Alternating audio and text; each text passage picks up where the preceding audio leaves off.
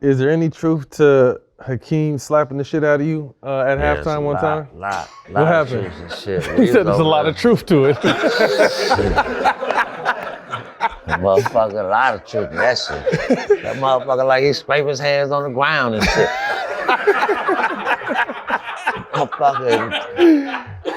Motherfucker, oh my goodness. Man hit me so goddamn hard. We was in Seattle. Every damn thing happened in Seattle. God damn, fuck Seattle. But we was in Seattle, I was mad. I was having a bad first half and shit. We was playing Gary and them. And Sean Kemp and all the motherfuckers, they had a squad over that motherfucker. Double Deuces, Ricky Pierce, they had a squad over that motherfucker. Dana Barrels, they had a squad. They just had a bunch of motherfuckers can play. So Derek McKee, then goddamn, I'm having a bad first half. I'm like, damn, you know how long that fucking walk is from Seattle to the locker room. Yeah. It's like motherfucker walking fucking this shit. Around the block. Forever. Around this damn building and come back in here. I mean, the walk is so long. Yeah. So I'm mad. When I get mad, I should spit. I'm walking, I'm spitting. And the niggas, Sam sitting up and Robert beside me. Man, it's gonna be all right, Max. Come on, man, you're gonna be okay. Man, fuck this shit. Man, these niggas ain't giving me the ball. These niggas won't pass the ball. Man, fuck this shit. So Dream behind me, and Dream like, Maxie, what the fuck is you doing? That shit's not professional. Don't do that shit. Stop that shit. I was like, Dream, man, fuck that shit, man. I'm tired of you too. And why would I say that shit there? I shouldn't have said that. Because he came in and put his goddamn big old hands on me. In the locker room? Oh man, he slapped the shit out of me when I signed. Coming from the back? Oh man, way from the back. He slapped the shit out of me so hard. I mean, I thought a motherfucker punched me. He slapped the shit out of me. Man, them big ass hands. Shit, that man slapped the shit out of me, man. That nigga killed me. But hey, but knowing you had to do, what'd you do? Well, You tried to get yourself together. He's like, well, I'm glad you asked. well, I got, you know, I went crazy in that motherfucker. Everybody was running and scrambling. Yeah. I tell you that. There's a lot of motherfuckers scrambling in that motherfucker when I got there doing I was doing. But I went crazy in that song. It's only one thing after a big nigga like that slapped you. You got I'm going to get that too. Why you better know it?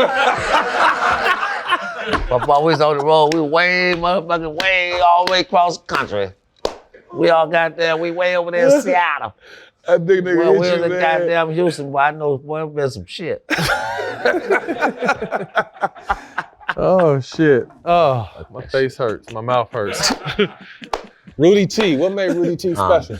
Man, Rudy T, man, best coach. My high school coach was a good coach. Hey, shout out to Rick Swain, my high school coach. He was good, man. He the one helped me become like the killer that, you know, I was and told me to keep shooting that motherfucker, Max, keep shooting it. Keep shooting it. You, I mean, you know, and then, I mean, so shout out to him. But Rudy T, just because the way he built our team, but really, I got to give a shout out to Don Chaney too. See, Don Chaney, the black coach, was there before Rudy T. See, Don Chaney, if it wasn't for Don, I wouldn't even been in Houston. Really? Don Chaney the one brought me there. You know, Rudy T ain't bringing me to there. Everybody think Rudy T brought me to Houston. Nah, Don Chaney brought me to Houston. And shout out to Don Chaney. Love you, brother, for that. Because he saved my career. Yeah. Because I was on my way out. I was over there in San Antonio. I was fighting everybody on the street and shit in San Antonio. And shit, thought I was a street fighter and shit.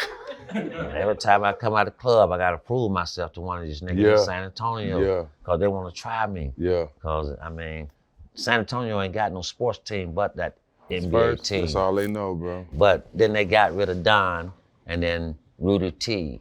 You know, they hired Rudy T, which is the bench coach. And shit, I was like, shit, I like Rudy T. Shit, Rudy T gotta let me play. So Rudy T ended up being the head coach and shit, we got along like he was like my big brother or something.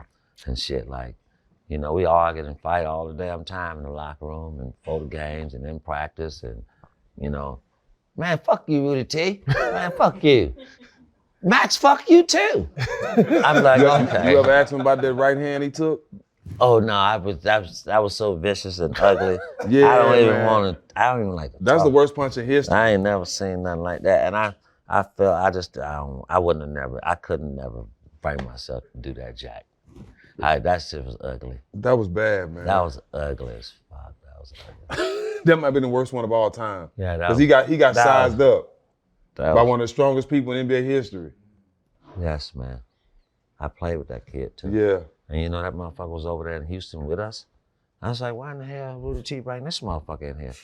The same dude that punched him? Yes, nigga, he was over there with us. They cut him, he cut him, but he brought him in. Yeah. That big old strong motherfucker. I was like, well, how in the hell he did that? Bring That's your the ass one in that just to cut did you. all that.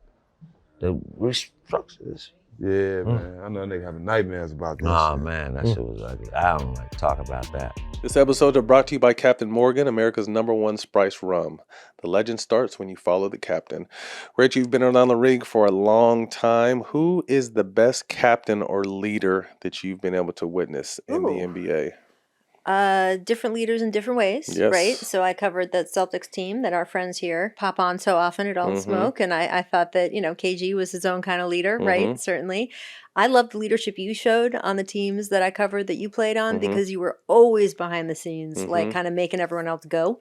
And then, of course, you played with Kobe, who was a different kind of leader as well. Very. Who's your best leader? Leader I've seen, I love Chris Paul. Yeah. Because he's an old school leader and he's not going to sugarcoat it. Nope. He's going to talk a lot of shit, but 97% of that shit is the right way. It's just, I think sometimes his delivery. But to answer your question, I think Chris was a great leader and led by example. Obviously always talked about it too, but just he was someone I would go to war with.